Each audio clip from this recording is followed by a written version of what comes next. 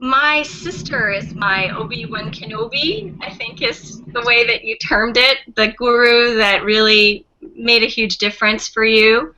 Um, she got diagnosed with leukemia when she was 26, and it was really ironic because she was a public health student at University of Michigan, and she was reading about various problems within the healthcare system.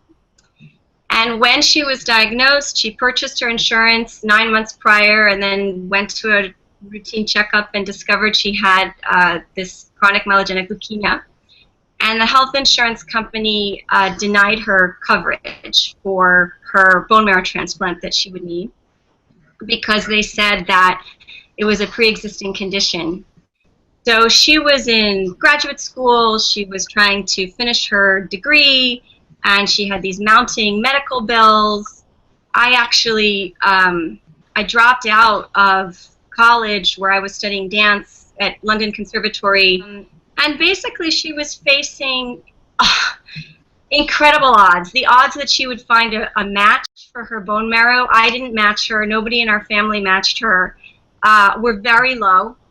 And our parents were thinking of selling our house because we had no idea how we would pay for this bone marrow transplant. And things were dark. Things were very, very bad. And my sister did an amazing thing. She was driving cross country, and she realized she was about an hour and a half away from the headquarters of the insurance agency that gives her insurance.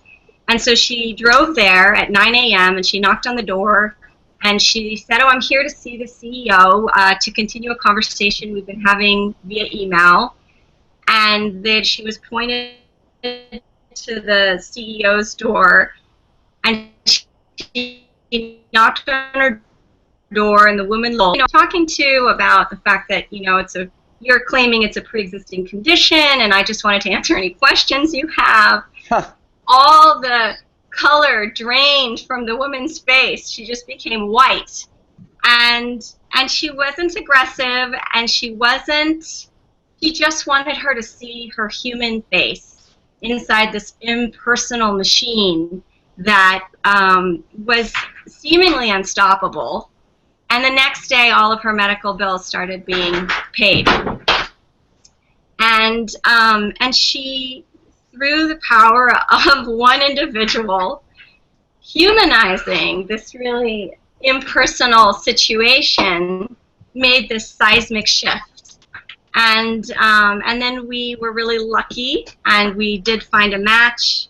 She had the bone marrow transplant, and then she wrote a book about it, and she gathered stories from people all over the country who had had bone marrow transplants, in order to make sure that other people in her situation would have far more information than what the medical establishment was giving them. And then she went on to run the Cancer Resource Center in San Francisco, where you got emotional support, medical support, resource support, and she took this really tragic, dark, difficult experience, and at every turn, when it seemed like there was just no hope, she found hope, and she changed the story.